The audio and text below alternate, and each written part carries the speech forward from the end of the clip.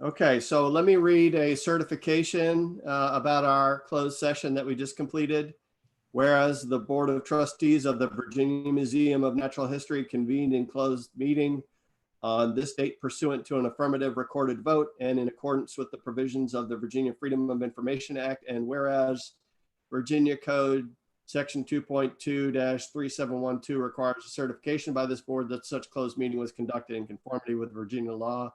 Now be it resolved that the Board of Trustees of the Virginia Museum of Natural History hereby certifies that, to the best of each member's knowledge, one, only public business matters lawfully exempted from open meeting requirements under Virginia law, and two, only such business matters as were identified in the motion by which the closed meeting was convened were heard, discussed, or considered in the closed meeting of the Board of Trustees of the Virginia Museum of Natural History. And this does require a roll call vote, so I'll ask Joe for that. Art? I agree. Nathan? Aye. Tom? Aye. Okay, the vote's unanimous.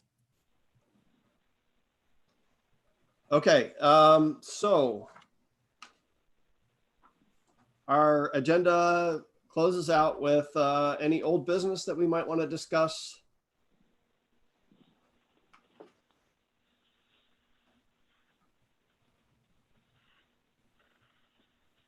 Hearing none, is there any new business? Yes. Does this meeting schedule work for everyone? I mean, is this something we can plan on in the future, or is this just a one-off in terms of when the executive committee meets versus the other committees and in relation to the executive or the entire board meeting?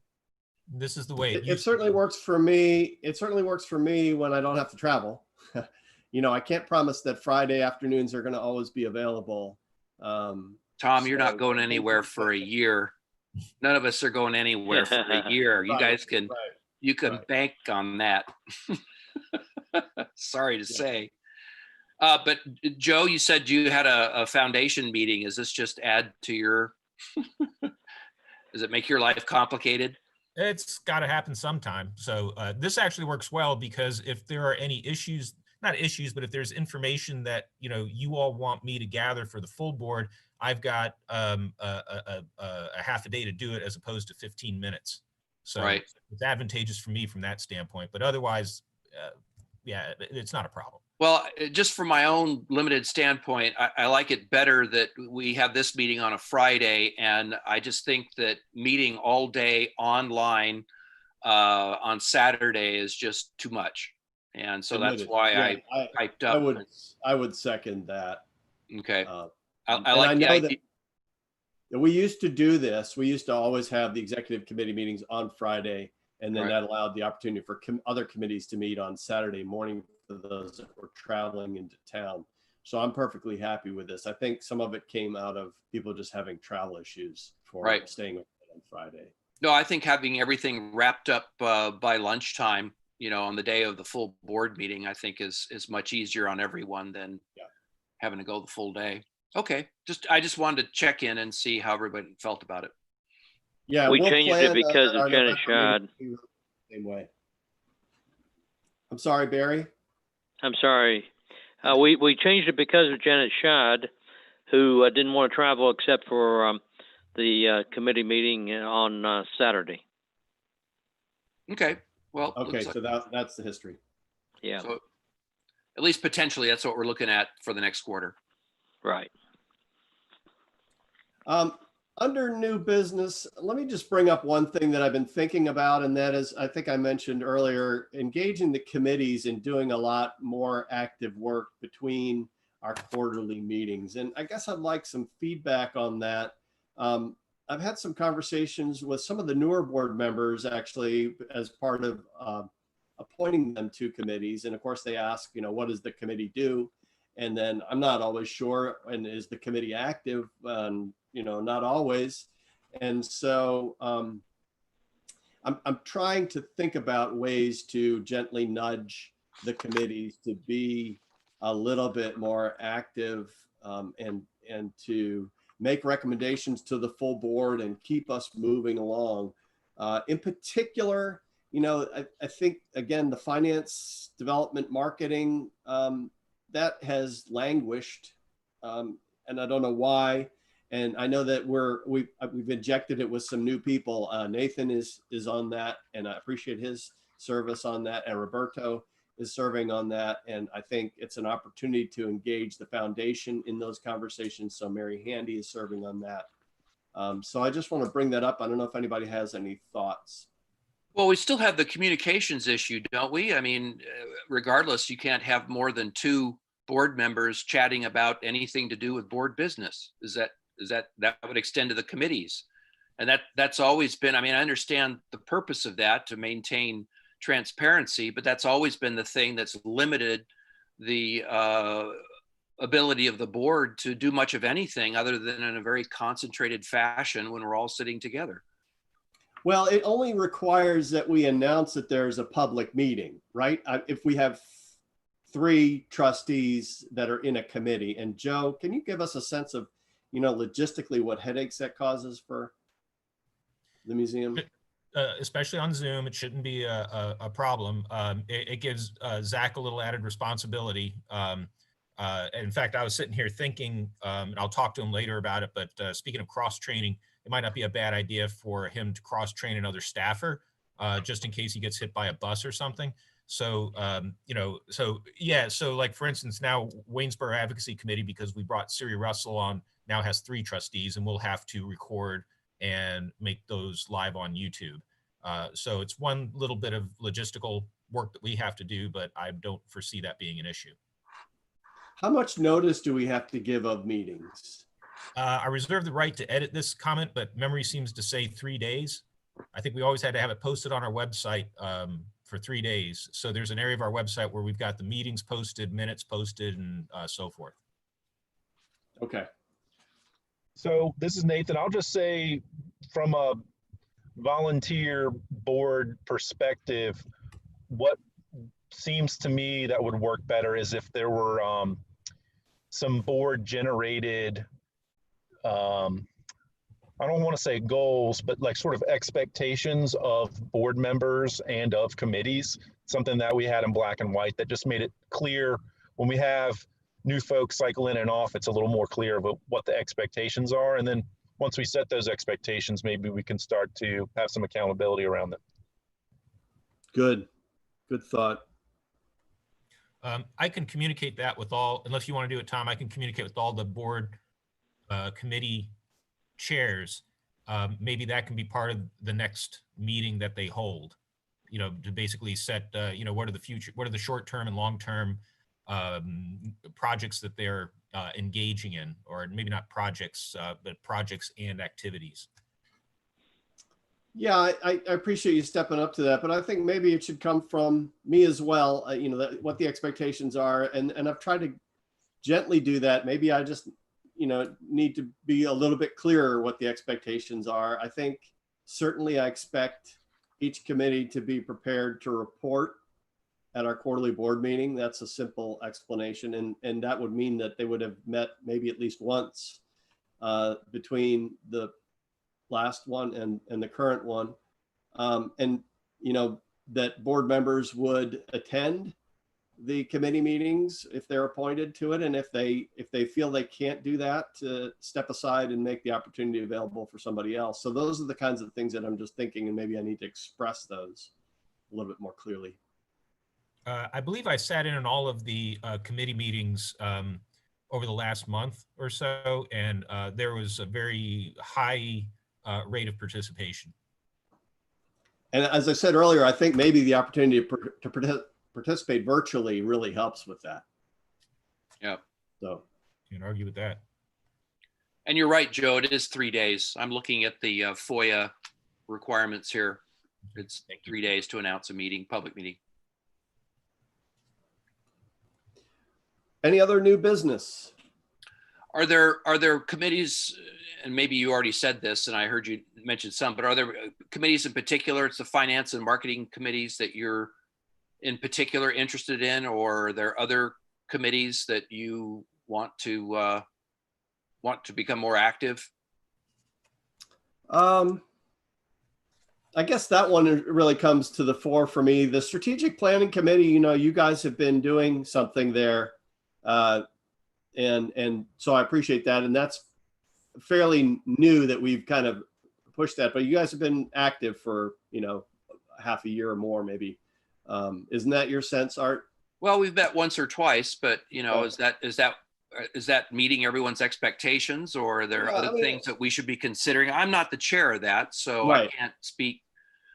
And Joe's usually the gentle prod that pulls us all together when we need to sort something out. So And in this particular case, though, I think it's common sense. We have a strategic plan. We got from point A to point almost Z, really. But with the situation as such, we want to learn more about what the landscape looks like coming Right. up. So in this case, it's respectful of people's time, not necessarily to meet. We did communicate by email in a couple of cases. I know you talked about. You actually, I take that back. You have now added a third person, so we can't communicate it about strategic plan via email outside of me blind carbon copying people, they responding to me, and then I share to the group in that capacity. Right. So, but we have been in touch. yes, But finance and development marketing, that's something that's year round. So I think that's a committee that would meet more often.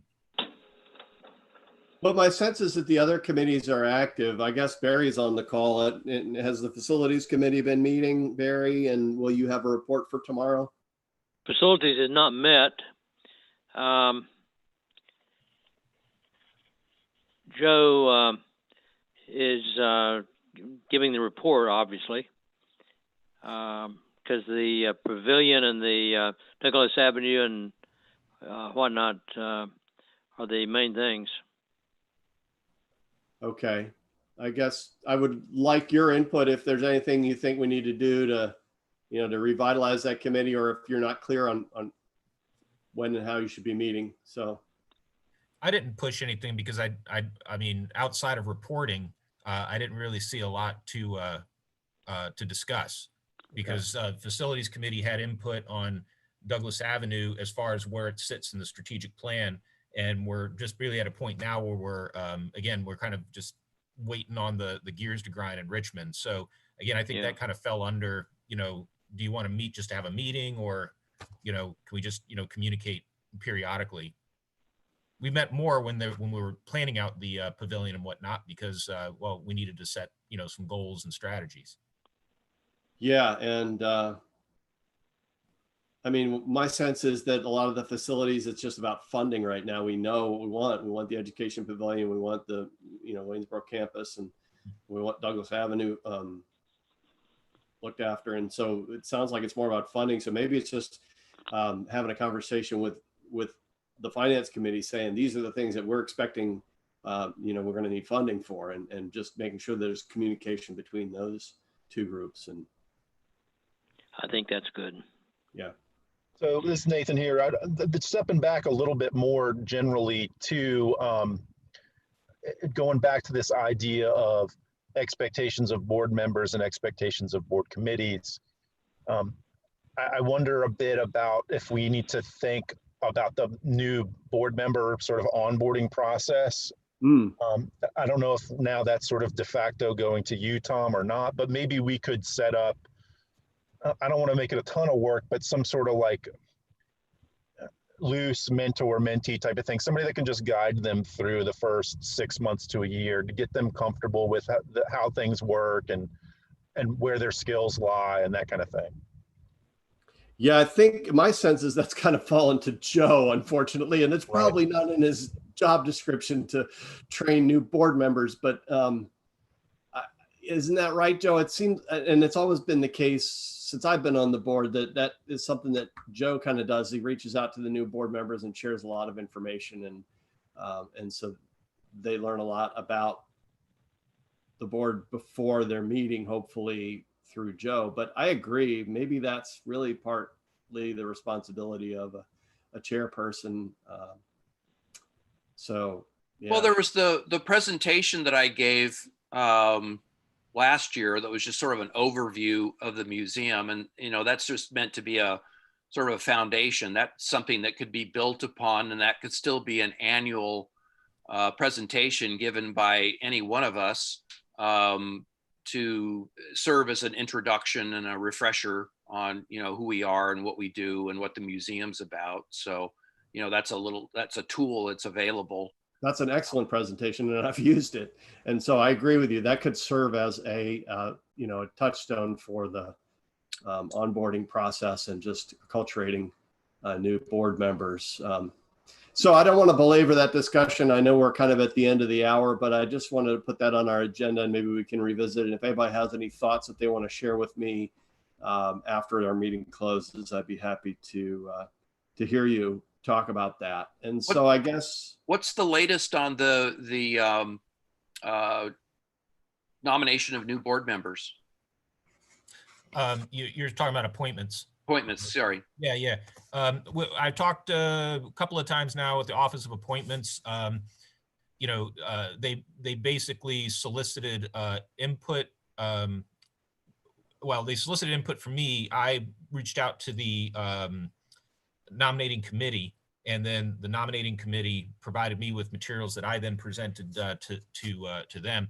And basically, they give me the same language that they always do, that the governor's going to get to this as quickly as he can. So Okay, they recognize that they're behind. I did inform them that Janet wasn't inclined to continue to attend board meetings until the chairs filled. Right. And they understood that. Yep. Okay. Just curious. We're still sit and wait mode. Sorry, Tom, didn't mean to slip that in just as you're trying to shut it down. That's all right. And in my experience, it's usually not until September, October that we start hearing about appointments. So All right. don't expect anything for at least another month or more. Tom, this is Barry. Yeah, Barry. Are we going to be able to keep Lisa Mourner, given the Tom Farrell? I start to say debacle, but given the fact that he's no longer president. Oh, I don't know what you're referring to. Sorry, but Okay. The Dominion leadership. Yeah. I don't think that if there's something going on in Dominion's leadership, I don't know that would affect her appointment to the museum board. She hasn't indicated anything to me, and I've been in touch with her. Okay. Yeah, Tom Farrell is out as president, or he gave it up. He's going to be chairman of the board, I think. Okay. I certainly hope not. Lisa's a really valuable board member, and so I would like to see her continue. And, Yeah, she's chair of two committees. Yeah. All right. Well, I'll see if there are any announcements, and then I'll ask for a motion to adjourn. If there are any announcements. Hearing none, I'd like to accept a motion to adjourn then. I move that we adjourn the meeting. And I second it. Guess we need a voice vote on that one. So Joe, can you go around the room, please? Art, Aye. Nathan, Aye. Tom. Aye. Okay, it's unanimous.